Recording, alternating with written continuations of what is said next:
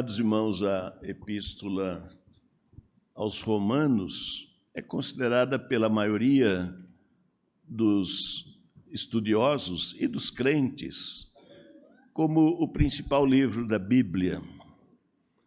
E Lutero, aquele grande reformador, ele teve essa mesma percepção, quando ele dizia que a Epístola aos Romanos é a porta de entrada para o conhecimento e entendimento das Escrituras. Quem entendeu bem o escopo dessa epístola vai conseguir entender a Bíblia toda. E é maravilhosa essa epístola. A maneira como ela desenvolve aquelas principais doutrinas, conectando-as de uma maneira que só mesmo pelo poder do Espírito Santo isto poderia ser possível. E o resultado de tudo isto que o Senhor nos ensina na nossa vida prática. E essa vida prática, irmãos, tem como, na verdade, o ponto final,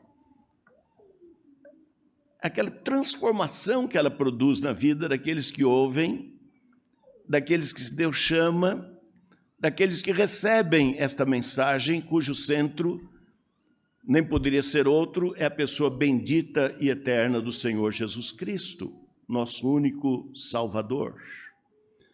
Isto produz uma transformação e cada um aqui é testemunha disto. Nós somos testemunhas disto, como o Senhor transformou. E quando o apóstolo Paulo, no final da epístola, faz estas saudações, ele está se referindo a pessoas, a nomes de pessoas que foram alcançados pela essa graça de Deus que é na pessoa de Jesus Cristo. Quando nós conhecemos o Senhor Jesus Cristo, a partir daquele momento, nunca mais seremos as mesmas pessoas. O Senhor transforma as nossas vidas desde o mais profundo, desde o íntimo, daquilo que somos, do nosso espírito. E enche a nossa vida, irmãos, de significado, da paz do Senhor, da alegria, do amor, da confiança, da segurança, da certeza. Enfim, amados irmãos, nós somos reconciliados com Deus. E essa palavra reconciliados, obviamente, irmãos, ela é melhor entendida quando nós pensamos no seu oposto, no antônimo dela. O contrário da reconciliação é inimizade. E nós, quando inimigos, fomos reconciliados com Deus mediante a morte do seu Filho. Então, de inimigos, passamos a ser amigos de Deus. Isto produz uma segurança, irmãos, não apenas na vida presente, mas para toda a eternidade. Nós sabemos para onde vamos, sabemos a quem pertencemos. Somos do Senhor. E isto não obedeceu absolutamente uma obra do acaso. Não foi algo, a nossa conversão não foi algo que surpreendesse a Deus. Não, irmãos, Ele é o agente. Nós não poderíamos jamais servirmos a Deus, conhecermos a Deus e sermos dele, se não fosse pela sua ação nas nossas vidas. E como num culto eu sei que é o Espírito Santo que dirige, claro que o reverendo Jair não sabia o que eu ia pregar. E quando ele me ligou, eu falei, ainda não sei, estou orando. Mas veja a ligação, irmãos. O texto que lemos no primeiro momento desse culto, que foi João 4, versículos 19 a 24, quando aquela mulher, ali no poço de Jacó, a samaritana, surpreendida, porque Jesus Cristo revelou a vida dela sem que antes tivessem se encontrado, ela diz, vejo que és profeta. E fez aquela observação. Vós dizeis que os nossos pais nos ensinaram que é no Monte Gerizim que nós devemos adorar a Deus. E vós dizeis que é em Jerusalém. Ela está perguntando, onde realmente nós podemos encontrar Deus e adorá-lo? Jesus responde dizendo, mulher, podes crer-me, vem a hora que nem nesse monte e nem em Jerusalém adorareis o Pai. Mas aqueles que verdadeiramente pertencem a Deus adorarão o Pai em espírito e em verdade, e são estes que o Pai procura para serem seus adoradores. Nós somos verdadeiros adoradores, irmãos, porque Deus nos encontrou. São esses que Deus procura. E óbvio que quando Deus procura, não é um jogo de esconde-esconde. Deus procura porque Ele tem um plano para as nossas vidas, e em Cristo nos chamou para sermos seus adoradores, e não há outra atividade humana mais sublime, mais gloriosa, do que adorarmos ao nosso Deus. Que momento precioso quando o povo de Deus se reúne para adorá-lo, e como diz a Bíblia, adorá-lo na beleza da sua santidade. Um Deus presente, não é um Deus ausente, não é um Deus escondido, é um Deus presente, porque onde estiverem 2 ou 3 reunidos em meu nome, ali estou eu com eles. Que segurança, irmãos, que coisa maravilhosa que Deus faz. Então, esses nomes que Paulo cita aqui, saudando-os, são nomes, irmãos, que, como nós, foram também encontrados por Deus, reconciliados com Deus mediante Cristo, e cujas vidas, assim como as nossas, foram totalmente mudadas. Antes éramos uma coisa, e a partir daquele momento glorioso do encontro com Cristo, dentro do processo que só Deus conhece, e da maneira que só Ele sabe agir, Ele nos trouxe para si mesmo. Então, esses nomes, irmãos, são nomes que nos emocionam. Às vezes a gente lê esses nomes e fala, mas isso não quer dizer nada para nós, não conviveram conosco, não fizeram parte do nosso círculo afetivo, não tiveram experiências comuns conosco, isto é, aquelas experiências da vivência daquele momento histórico, que também era um momento de perigo, como hoje em dia vivemos um momento difícil, naquele também, porque era a época quando Nero estava já para iniciar aquela perseguição aos cristãos. E, amados irmãos, naquela via ápice de Roma, que foi o ápice da perseguição, não quanto ao tempo, mas quanto à crueldade, quando ele crucificou dos 2 lados aquela via ápice cristãos e, betumando-os, incendiou-os, e aquilo clareou a noite de Roma. Era um momento difícil. Paulo até fala de Áquila e Priscila, os quais arriscaram a própria cabeça por mim. Quer dizer, tudo que se fazia era perigoso. Então, nós vivemos também numa época, então isso dá um ponto de ligação. Mas cada nome aqui tem um significado, e eu penso que à medida que Paulo escrevia, através do seu amanuense, porque ele enxergava pouco, ele mesmo não escrevia, ele ditava, mas quando Paulo ia escrevendo, cada nome, irmãos, aquilo mexia com as emoções mais profundas de Paulo. Aquele coração amoroso que vivia orando pelos irmãos, pelas igrejas, pelos lugares onde ele passou. Paulo era um homem de Deus, como nenhum outro. Era um apóstolo do Senhor Jesus Cristo, e que sabia o seu lugar e se humilhava, dizendo, eu não sou digno de ser chamado apóstolo, porque perseguia a igreja de Deus, mas pela graça de Deus sou o que sou. Eu sou o principal pecador, mas Deus permitiu isso para que em mim se evidenciasse a graça de Deus. Isto é, quando Paulo pregava e dava o seu testemunho, era como se as pessoas, os piores pecadores, pensassem, bom, se salvou esse pecador nessas condições, então salva a mim também.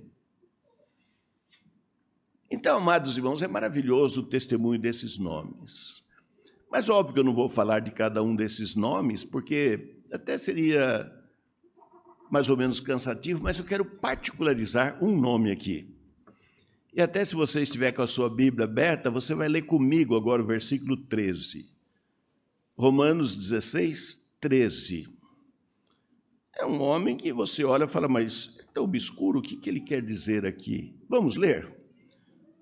Paulo diz, saudai Rufo, eleito no Senhor, e igualmente sua mãe que também tem sido mãe para mim. Rufo. Não sei se alguém já se deteve para pensar um pouco. Saudai a Rufo. E olha a particularidade, eleito no Senhor. E igualmente sua mãe, que tem sido mãe para mim. Quer dizer, Paulo recebeu aquele carinho da mãe de Rufo, como se ele fosse Rufo, então como se ele fosse irmão de Rufo. E quem era esse Rufo? Alguém já fez essa pergunta? Talvez não, porque a gente passa meio corrido em cima desses nomes, às vezes até salta o texto, porque esses nomes eram muito significativos para Paulo, para nós é também, porque são membros do mesmo corpo de Cristo. Desde o primeiro convertido até o último, faz parte desse corpo maravilhoso, que é o corpo de Cristo. É a plenitude daquele que enche todas as coisas. Mas, particularmente, quem era? E, amados irmãos, para responder esta pergunta, nós vamos ter que voltar um pouco atrás para ir até o Evangelho de Marcos, no capítulo 15. Ali nós encontramos uma referência, irmãos, que a gente vê o propósito de Deus. Alguém que não estava relacionado com nada do que estava acontecendo ali naquele momento, mas de repente, amados irmãos, ele é obrigado a fazer algo que ele não pensava em fazer. Cristo estava indo rumo ao Calvário carregando a sua cruz. Já havia caído algumas vezes, machucado, açoitado, esmurrado, coroado de espinhos, bordoadas em cima daquela coroa de espinhos que se enterravam na cabeça do nosso amado Senhor e Salvador, sangue que jorrava, fraqueza. Jesus tinha passado uma noite toda sem dormir, depois de ter passado o dia anterior todo atendendo as pessoas. Foi naquela noite, amados irmãos, que precedeu a paixão de Cristo, que ele pediu para os apóstolos que preparassem a ceia pascal. E quando eles prepararam, Jesus entrou naquele cenáculo, assentou-se na mesa dizendo: tenho desejado ansiosamente comer convosco essa Páscoa. E por que Jesus desejava ansiosamente aquele momento?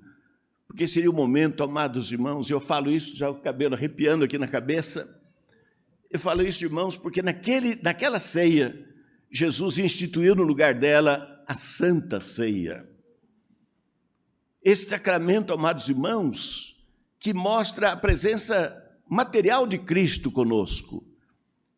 E como o reverendo Sebastião disse na sua primeira oração, através dela nós somos nutridos, alimentados espiritualmente. É algo tão profundo, irmãos, que Jesus, lá na sinagoga de Cafarnaum, antes desse dia da instituição, ele já tinha adiantado dizendo: quem come minha carne e bebe meu sangue tem a vida eterna. E olha a promessa: e eu ressuscitarei no último dia. Porque a minha carne é verdadeiramente comida e o meu sangue é verdadeiramente bebida. E quem come a minha carne e bebe meu sangue permanece em mim e eu nele. Permanece, o verbo permanecer, o verbo ser de forma permanente, permanece ser, permanecer, permanece em mim e eu nele. Então é maravilhoso, irmão. Jesus disse ter desejado ansiosamente comer convosco essa Páscoa. E foi exatamente, irmãos, nesses últimos momentos que Jesus pronunciou todos aqueles ensinamentos que estão do capítulo 13 ao capítulo 21. Aliás, ao capítulo 19 de João, porque mais da metade do Evangelho de João foca essa última semana de Cristo, esses últimos acontecimentos até a sua ressurreição e ascensão. Então, amados irmãos, era muito precioso aquele momento. Então, Cristo não descansara nem um pouco e talvez nem comera no dia anterior. Aquela noite, depois que ele saiu daquele banquete pascal, daquele momento da instituição, ele foi para o Monte das Oliveiras e ali ele orou com instância porque ele estava bebendo o cálice da ira de Deus, dos nossos pecados. Ele levou o nosso pecado sobre si. Jesus, amados irmãos, foi feito pecado por nós. Aquele que não conheceu o pecado foi feito pecado por nós, para que nele fôssemos feitos justiça de Deus. Olha a transferência, irmãos, o meu pecado imputado a Cristo e a justiça de Cristo imputada a mim. Todas as minhas misérias imputadas àquele que nunca pecou. E toda a santidade, toda a justiça de Cristo imputada a mim, pecador, pela fé. Naquele momento, Jesus estava ali, ele queria até que os 3 apóstolos mais chegados orassem com ele, Pedro, Tiago e João. Mas as 3 vezes que Jesus voltou, estavam dormindo. A canseira era muito grande. E Jesus, então, estava absolutamente só ali, derramando a sua alma diante do Pai. E Lucas diz que ele suava gotas de sangue que corria até o chão. A agonia era muito grande, porque algo que era exatamente o oposto daquilo que é a santidade de Deus, Jesus tinha que estar bebendo o cálice da ira de Deus, para levá-lo até o Calvário e morrer pelos nossos pecados, carregando ele mesmo sob o madeiro os nossos pecados, para que nós, mortos para os pecados, vivamos para a justiça. Pelas suas pisaduras fomos sarados, diz Pedro. Então, amados irmãos, era um momento tremendo para Cristo. De um sofrimento, irmãos, incrível, porque naquele momento era como se Deus tivesse abandonado o Filho. Deus meu, por que me abandonaste? Isso é um mistério que ninguém peça para eu explicar essas palavras que eu não sei explicar. E duvido que alguém saiba. Mas foi o que aconteceu. Ele foi desprezado. O varão de dores que sabe o que é padecer. O mais desprezado entre os homens. Mas o castigo que nos traz a paz estava sobre ele e pelas suas pisaduras fomos sarados. Todos nós andávamos desgarrados como ovelhas. Cada um se desviava pelo seu caminho, mas o Senhor fez cair sobre ele a iniquidade de nós todos. Porque o castigo que nos traz a paz estava sobre ele. Que coisa maravilhosa, a paz que devia essa reconciliação daquela condição de inimigos para sermos amigos de Deus somente por meio de Jesus Cristo. Não tem outro caminho, nem outro nome. Então, amados irmãos, era aquele momento onde Jesus estava, amados irmãos, já nos estertores das suas forças, acabando as forças. Ele estava indo rumo ao Calvário e todos já percebiam que ele não conseguiria, pelas suas próprias forças, chegar lá, de tão maltratado que ele tinha sido. E então, naquele exato momento, irmãos, vinha do campo, naquela hora, diz Marcos 15, 21, um homem chamado Simão Cirineu, não era nem judeu. Ele era da cidade de Cirene, que fica na Líbia atual. Uma cidade importante, um centro comercial, onde muitos judeus moravam, porque judeu onde tem comércio tem judeu. E esse homem estava em Israel, veio lá para ter serviço, para ter trabalho. Ele vinha do campo, nem sabia o que estava acontecendo, estava alheio a tudo. Ele não sabia quem era Jesus, não sabia o que estava acontecendo com Cristo, estava vindo do campo. Ele foi trabalhar e estava voltando do trabalho, talvez pensar, chegar em casa agora, lavar os pés, comer uma jantinha, dormir um pouco para descansar. Já estava fazendo até seus planos. Mas diz a Bíblia que os soldados romanos que acompanhavam Cristo o obrigaram a carregar a cruz com Cristo. Mas tem uma particularidade aqui desse versículo 21, diz Simão de Cirene, pai de Alexandre e de Rufo. Opa, apareceu o Rufo aqui. Esse do capítulo 16, 13 apareceu. Amados irmãos, olha como Deus, o propósito de Deus, guia os acontecimentos e opera dentro dos conhecimentos. O Senhor é o Senhor da história, irmãos. Quando a filosofia existencialista dos nossos dias diz, não, o homem é senhor da sua própria história. Irmãos, que balela. Essas pessoas inteligentes parecem que esquecem que são inteligentes e falam desculpe o termo, mas cada papagaiada que a gente precisa até sentar para ouvir aquilo, que não dá. Meu ouvido não merece ouvir essas coisas.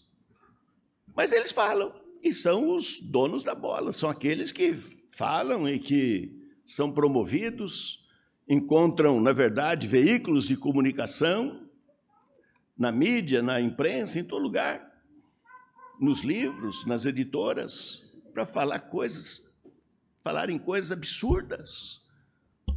Desde quando que o homem é Senhor? Irmãos, o que é a vida do homem? É 70 anos, diz Moisés no Salmo 90. Alguns, pelo seu vigor, chegam a 80, mas nesse caso, o melhor desses dias são câncer e enfado, porque tudo passa rapidamente, nós voamos. Esse homem, amados irmãos, cuja vida, no dizer lá de Ló, é mais rápida do que a lançadeira do tecelão, que vai e volta numa velocidade que você não consegue acompanhar com os olhos. Isso é a vida de um homem, irmãos. E dizer que o homem é senhor da história, poxa, que pretensão, que soberba, que vaidade, querer medir forças com o próprio Deus. Que decepção que cada um desses tem e terão. É um absurdo, amados irmãos, um absurdo tão completo que a palavra absurda parece ficar pequena para dizer o que é o pensamento desses homens. O Senhor da história é unicamente o Senhor Jesus Cristo. Não há outro Senhor. E Ele guia desde as coisas pequenas até as grandes, porque para eles não tem grande nem pequena, para o Senhor tudo é a mesma coisa. Mas vinha esse Simão, como eu falei, né, alheio a tudo, nem sabia o que estava acontecendo, mas cruzou com aquele cortejo que acompanhava Cristo na direção contrária. Ia lá para o Calvário para ser crucificado. O Senhor crucificado. Era um homem forte, provavelmente, e Simão, os soldados pegaram e falaram, você vai carregar a cruz com ele? Vai carregar. E já passa a mão assim na espada, passa a mão numa lança, não, pode deixar que eu carrego. Se quiser até sozinho. Quem que vai enfrentar alguém que está com arma? Mas aquilo, irmãos, faria o diferencial na vida desse homem, Simão Cirineu. E faria diferencial na vida da sua família. Por isso que Paulo diz, saudai também a Rufo, eleito do Senhor. Olha a eleição que ele faz. Olha o propósito de Deus, o que faz, irmãos. E cada um de nós não somos obras do acaso. Somos obras da misericórdia de Deus. Ele mesmo, irmãos, que nos conheceu, isso é outro mistério, mas a Bíblia diz que diz, nos escolheu em Cristo antes da fundação do mundo. Não tinha nada existente ainda, quando Deus tinha um propósito para a nossa vida, irmãos.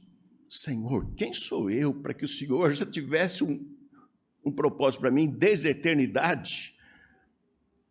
Porque o menor poeirinha ali do Senhor é muito maior do que eu. E o Senhor tinha esse propósito na minha vida. Glórias ao teu nome, Senhor. Que maravilha que é esse Deus no qual nós cremos. Esse Deus não é uma definição, não, irmãos, filosófica, não é uma abstração mental, não. É o supremo Senhor dos céus e da terra, o Criador de todas as coisas, como cantamos aqui no corinho, naquele cântico. Ele é o Criador, aliás, não, o hino mesmo, aquele hino, eu não lembro o número agora. Então, irmãos, que coisa maravilhosa ao Deus Criador. É esse Deus que nós adoramos, servimos, não por qualquer mérito nosso, ou por qualquer escolha pessoal nossa, mas porque Deus nos chamou em Cristo. Aquele chamado irresistível. E nessa epístola aos Romanos, Paulo diz, né, no capítulo 8, versículo 29 e 30, quando diz, aos que de antemão conheceu, também os predestinou, para serem conformes à imagem do seu Filho, a fim de que ele seja o primogênito dentre muitos irmãos. E aos que predestinou, a esses também chamou. Aos que chamou, a esses também justificou. E aos que justificou, a esses também glorificou. Irmãos, isso é tão grande que o apóstolo Paulo diz no versículo seguinte, o 31, ele diz, que diremos, pois, à vista dessas coisas? E responde, se Deus é por nós, quem será contra nós? Oh, Deus bendito, Deus eterno, Deus de amor, misericordioso, cujas misericórdias se renovam a cada manhã, nunca acabam, são a causa de não sermos consumidos. Ah, amados irmãos, aquele breve encontro de Simão com Cristo mudou inteiramente a história daquele homem. Aquela pessoa que tem um encontro com Cristo nunca mais será a mesma. Nem que queira, não consegue. Nem que queira arrepiar a carreira. Não, eu não vou, mas daqui a pouco ele veio, o que é isso? Não foi isso que aconteceu com o grande profeta Jeremias? Ele chegou numa hora que ele estava tão desgastado, tão desesperado, que ele diz, Senhor, do teu nome não mais me lembrarei, e da tua palavra não mais falarei. E em seguida ele diz, mas quando eu pensei em falar tal coisa, a tua palavra foi como fogo nas minhas entranhas. Quem consegue se afastar de Deus? Aquele que é de Deus, irmãos. Às vezes eu até brinco com a igreja, ninguém mandou você aceitar Jesus Cristo e fazer sua profissão de fé, agora não tem mais retorno. Porque as nossas vidas não mais pertencem a nós, pertencem a Ele. E devemos ver para a glória dEle. E essa é a verdadeira vida. Mudou a vida de Simão. E, amados irmãos, ele estava entre aqueles primeiros cristãos que foram selados por Deus com o Espírito Santo e foram batizados no dia do Pentecostes. E como é que eu sei isto? Tem que ser na Bíblia, né? Eu não posso dar opinião, porque daí seria especulação. E com uma palavra tão santa dessa, não dá para especular. Mas depois do Pentecostes, teve mais conversões, já eram mais de 5.000 que tinham crido, mas começou a haver perseguição. E quando Estevão, o primeiro mártir do cristianismo, foi morto, as vestes de Estevão foram depositadas nos pés de um varão chamado Saulo. Esse homem que era terrível contra o cristianismo. Lembro da poesia lá da irmã lá, né? Que ela fala da morte de Estevão. Esqueci o nome, desculpa. Ivani. Ela recitava que até as lágrimas desciam no rosto da gente. Então, depois disso, irmãos, diz que levantou-se uma grande perseguição contra a igreja. E, exceto os apóstolos, a igreja toda foi dispersa. Praticamente acabou com a igreja em Jerusalém. Mas diz a Bíblia, entre mentes, aqueles foram dispersos, iam por toda parte anunciando Cristo. Mas anunciavam Cristo somente aos judeus. A igreja ainda não tinha entendido que eles tinham que ir por todo mundo, pregar o evangelho a toda criatura, tanto de Jerusalém, em toda Judá, Samaria, até os confins do mundo. Demorou um tempo para eles aprenderem. Deus já mandou a primeira perseguição lá para eles acordarem, que não era para ficar só ali, era para ir mais longe. Eles pregavam o evangelho, mas não tinham pregado ainda aos gentios, aos pagãos, né? Gentios é pagão. E precisou Pedro ter uma visão, irmãos. Quando ele estava orando, ele teve uma visão em que um lençol cheio de aves e animais imundos descia do céu, seguro pelas 4 pontas, parou diante de Pedro. Ele estava lá no alpendre da casa de Simão, o curtidor, em Jope, e ele estava orando, daqui a pouco viu aquilo, ele falou, mas o que será que quer dizer isso? E ele ouviu a voz, pega e come. Ele falou, Senhor, nunca, jamais coisa imunda entrou na minha boca. E Deus diz, não chames impuro ou imundo aquilo que Deus purificou. 3 vezes isto. Daí o lençol se recolheu aos céus. E nisso chega 2 enviados de Cornélio, que era centurião romano, da corte imperial, que morava em Cesareia. E ele, no dia anterior, estava orando por volta da hora 9, quando o anjo apareceu, ele ficou cheio de temor e disse, que queres? E o anjo diz, as tuas esmolas chegaram até o trono de Deus e as tuas orações. Manda, pois, que chame a Pedro, que está na casa de Simão, o curtidor, lá em Jope, para que ele venha e ele te anunciará palavras de vida eterna. Então ele pegou aqueles 2 subordinados, ele mandou buscar Pedro nesse lugar, junto ao mar, e foi quando Pedro teve a visão e aqueles 2 chegaram procurando por um tal de Simão Pedro. E ele desceu e falou, sou eu, o que quereis? E eles contam a visão de Cornélio e como o anjo mandara que Pedro fosse lá pregar o evangelho. Irmãos, Pedro entrar na casa de um pagão, isso contaminava os judeus. Pedro cresceu com esse pensamento. E um judeu não entrava na casa de um pagão, de um gentio, de jeito nenhum. Aquilo era coisa impensável para um judeu. Mas como Deus deu a visão e Pedro compreendeu então o que era o sentido daquela visão, escolheu mais alguns irmãos e foram até a casa de Cornélio, o centurião romano, um homem importante, era comandante da guarda imperial lá em Cesareia. E quando ele chegou, ele encontrou a casa cheia, porque o Cornélio já tinha convidado todos os seus parentes, os seus conhecidos, seus amigos.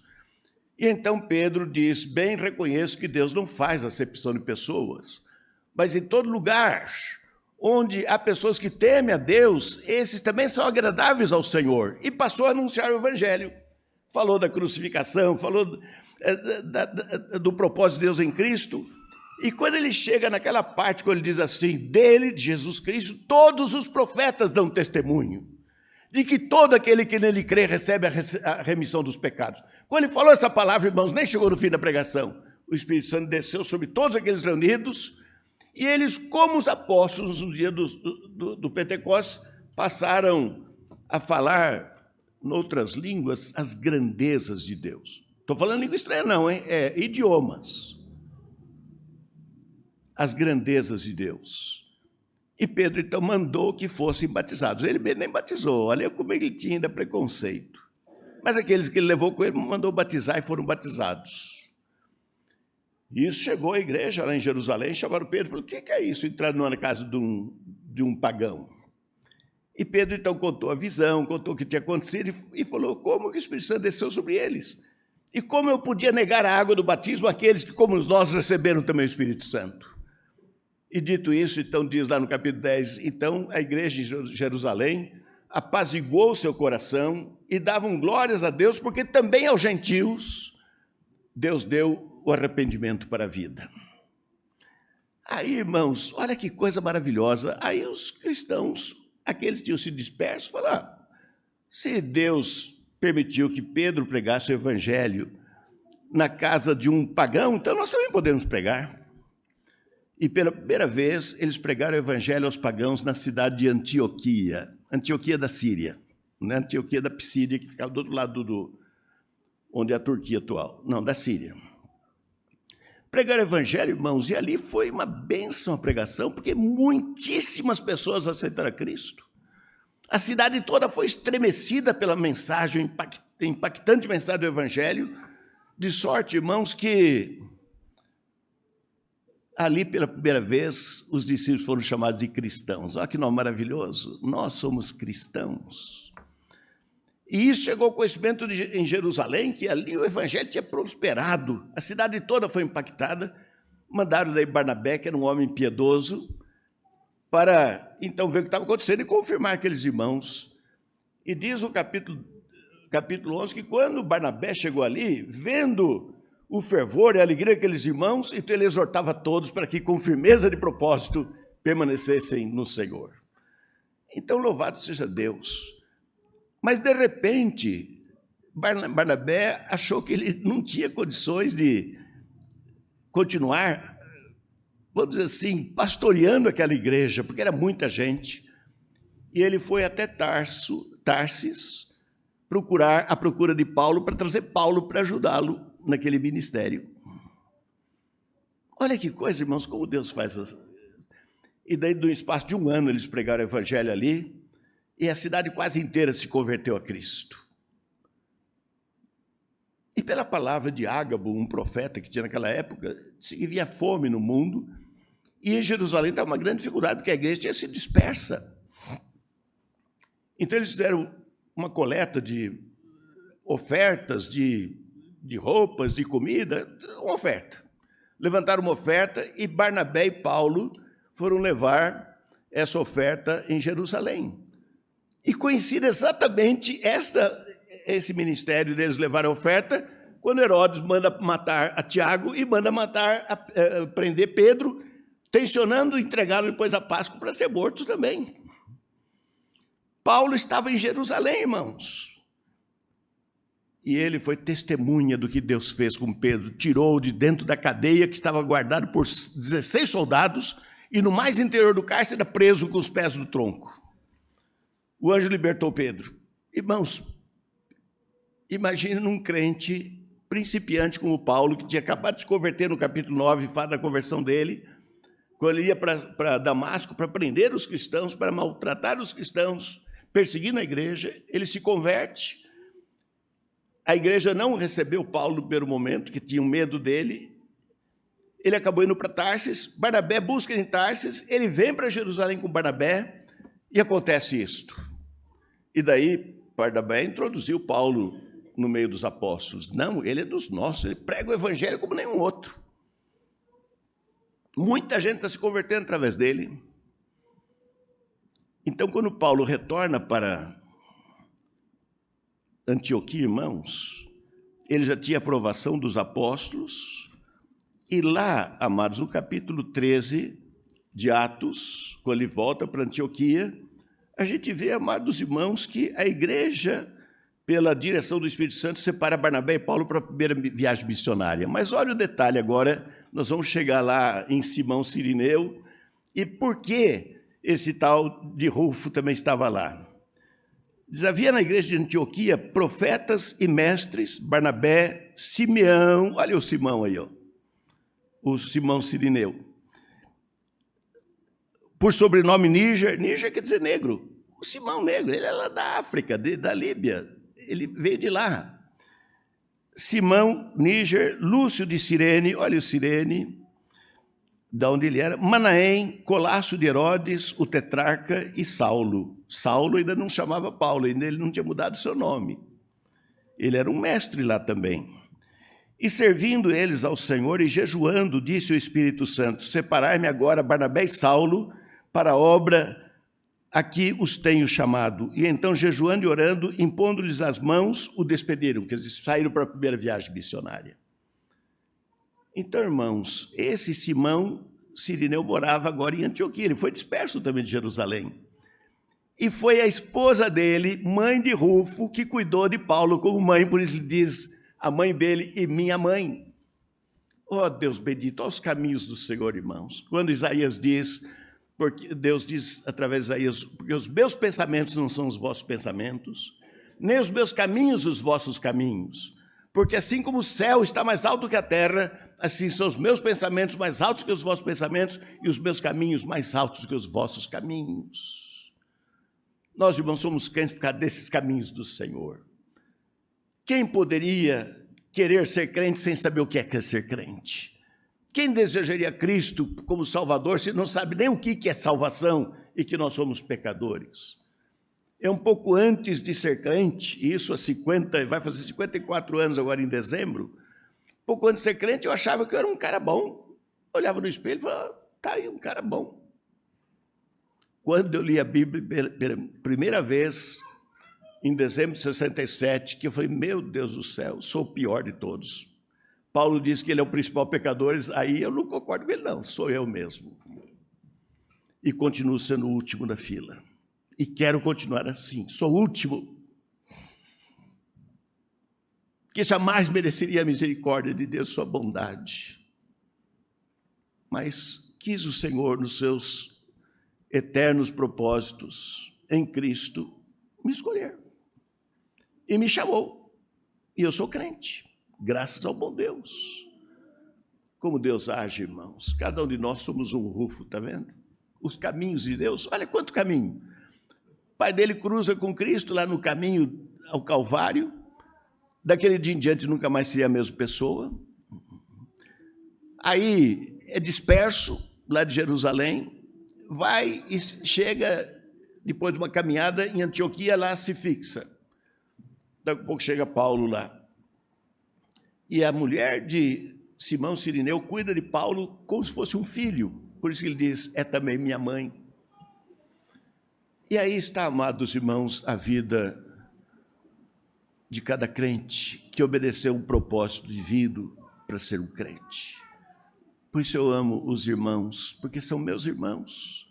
Nós vamos estar juntos como a família da fé por toda a eternidade. A família da carne desmancha. essa não subsiste. Mas a família da fé subsiste para todos sempre. E aquele que lavar as suas vestiduras no sangue do Cordeiro terá direito à árvore da vida. Essa árvore da vida é o próprio Cristo, né? E entrar na cidade, na Jerusalém Celestial, pela porta. Só os crentes vão entrar lá. Mais ninguém. Porque lavaram as suas vestiduras no sangue do Cordeiro. E por que isso aconteceu? Porque Deus nos chamou, irmãos. Paulo diz lá aos Coríntios, logo no capítulo 1, irmãos, reparai na vossa vocação. Deus não chamou muitos nobres segundo o nascimento, nem muitos ricos, nem muitos poderosos, mas Deus escolheu as coisas pequenas, as humildes, as que não são, para reduzir a nada as que são, para que a glória toda seja de Deus. Aquele que se gloria, glorie-se no Senhor. Então viu por que você é um crente? A Bíblia desvenda minuciosamente a razão porque nós somos crentes no Senhor Jesus Cristo. Não é porque somos melhores do que ninguém, porque não somos, nem porque somos mais espertos ou inteligentes do que qualquer um, não somos também. Eu mesmo sou um dos mais bobos que tem, porque eu já achei que eu era bom no passado, depois que eu vi que não era, mas só vi quando eu li a Bíblia. Daí que eu vi quão miserável homem que somos, e quanto que eu necessito desse Cristo. E numa tabela de porcentagem, sabe quanto que nós precisamos de Cristo? 100%. Não sobra nem um milésimo de porcentagem para nós. 100% dependente, porque se não for, não pode ser crente. Não vim buscar justos, mas pecadores para arrependimento. E aí nós encontramos, irmãos, esse nome Rufo, como todos esses demais, e todos os crentes de todas as épocas, crentes, porque a misericórdia de Deus nos alcançou. A graça de Deus que é em Cristo Jesus e que é todo suficiente, foi maior do que a abundância dos nossos pecados, porque foi superabundante, e por essa graça você é crente. Por isso, irmãos, qual a atitude que devemos ter? A única, gratidão profunda. E essa gratidão leva a uma atitude, porque não tem palavra para descrever essa gratidão. Se eu conseguisse abrir minha boca, o tamanho desse universo seria pequena para dizer obrigado, Senhor. Porque a gratidão é maior do que tudo. Então, irmãos, o que Deus quer de nós? Dá-me, filho meu, o teu coração. É isso que Deus quer, o seu coração. Quando você ama alguém, você fala, eu te amo de todo o meu coração. A última palavra que eu disse para Carmen, antes dela fechar os olhinhos para esse mundo, foi essa. Eu falei, bem, eu te amo de todo o meu coração.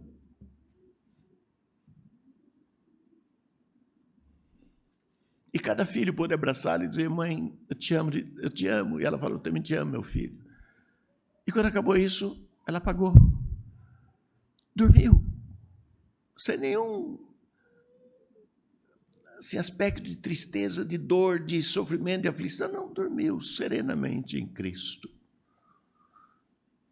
Irmãos, como é maravilhoso ser crente. Porque até a morte do crente é preciosa aos olhos do Senhor. Deus abençoe essa amada igreja e que permaneçamos firmes no Senhor.